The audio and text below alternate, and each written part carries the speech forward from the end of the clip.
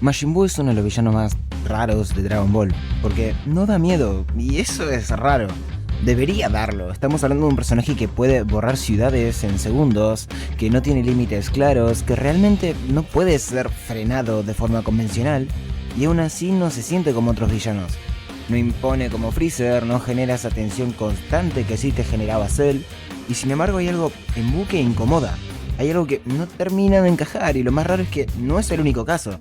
Janemba, otro de los villanos más caóticos de toda la franquicia, genera una sensación bastante parecida. No es miedo directo, no es esa tensión clásica, es otra cosa. Y creo que la clave está en algo bastante simple, pero que es importante.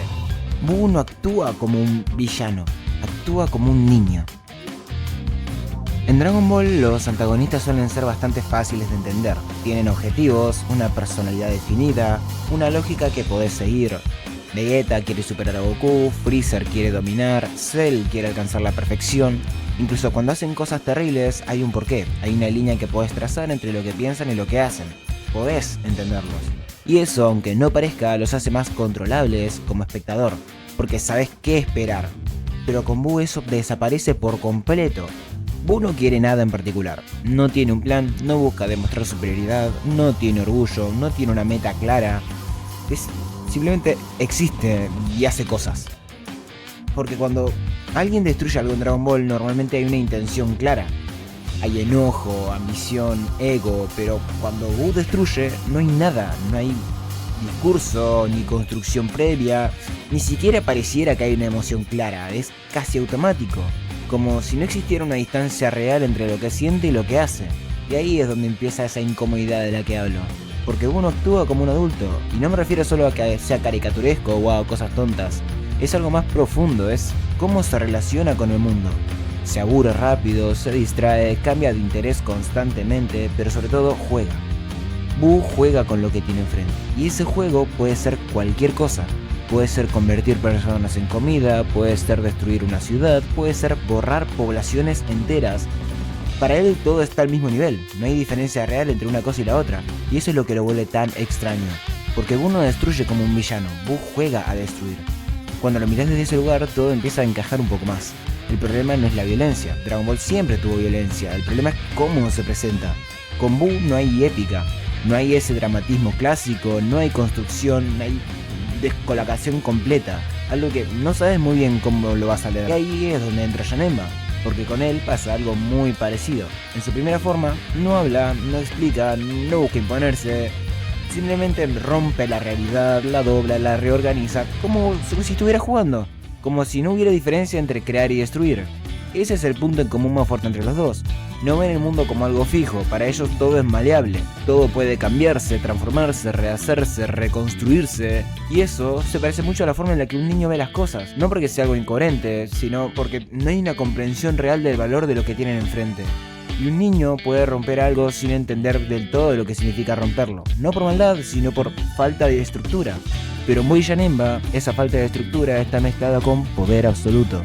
Y ahí deja de ser inocente. Porque el problema con Buu no es solo que sea impredecible, es que no hay nada que lo limite.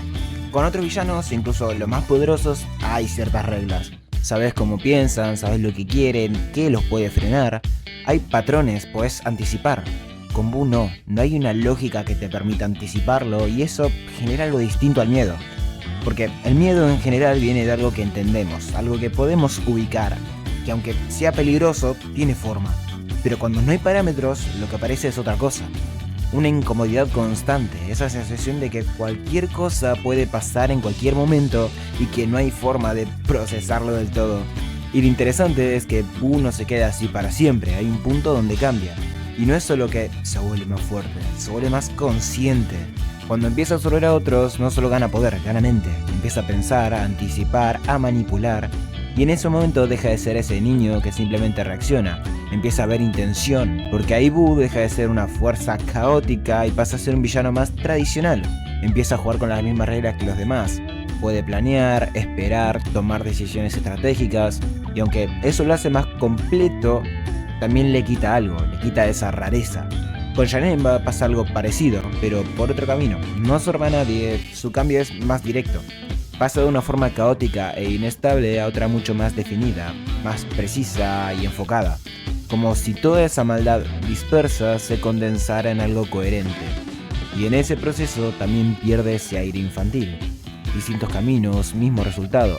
Ambos empiezan siendo una especie de maldad sin filtro, puro impulso, sin estructura, y terminan convirtiéndose en algo más cercano a un villano clásico, más consciente, más dirigido, más adulto. Y eso deja una idea interesante. Capaz la forma más pura de la maldad no es la inteligente, ni la más fría, ni la más calculadora. Capaz es la más simple, la que no piensa, la que no necesita justificarse. Porque en el momento en el que aparece la inteligencia, también aparece la comprensión. Y con la comprensión aparecen los límites, aunque sea un poco. Un villano puede ignorarlos, puede cruzarlos, pero sabe que están ahí. Boo, en su forma más pura, ni siquiera reconoce que existen. No los rompe, simplemente vive como si no estuvieran. Y quizás por eso se siente tan raro. Porque no encaja con lo que esperamos, no sigue las reglas narrativas que Dragon Ball venía construyendo, no responde a una lógica clara, es en muchos sentidos una anomalía. Y por eso no da miedo, pero tampoco te deja tranquilo, porque no lo podés leer como el resto. No lo podés encasillar, y esa sensación de no terminar de entender lo que estás viendo es lo que genera esa incomodidad constante. Como si estuviera frente a algo que no debería funcionar así, pero funciona igual. Porque en Dragon Ball la mayoría de los villanos son personas, tienen ideas, tienen objetivos, una forma muy clara de ver el mundo, pero Boo no. Boo es algo mucho más básico, más primitivo.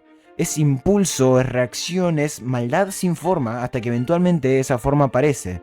Y cuando aparece todo se vuelve más claro, más familiar, fácil de entender, pero también un poco menos interesante, porque al final lo que hace especial a Boo no es que se vuelve más fuerte, ni cuando se vuelve más inteligente, sino cuando todavía no es nada de eso, cuando simplemente existe, actúa y descoloca todo a su alrededor sin necesidad de entenderlo.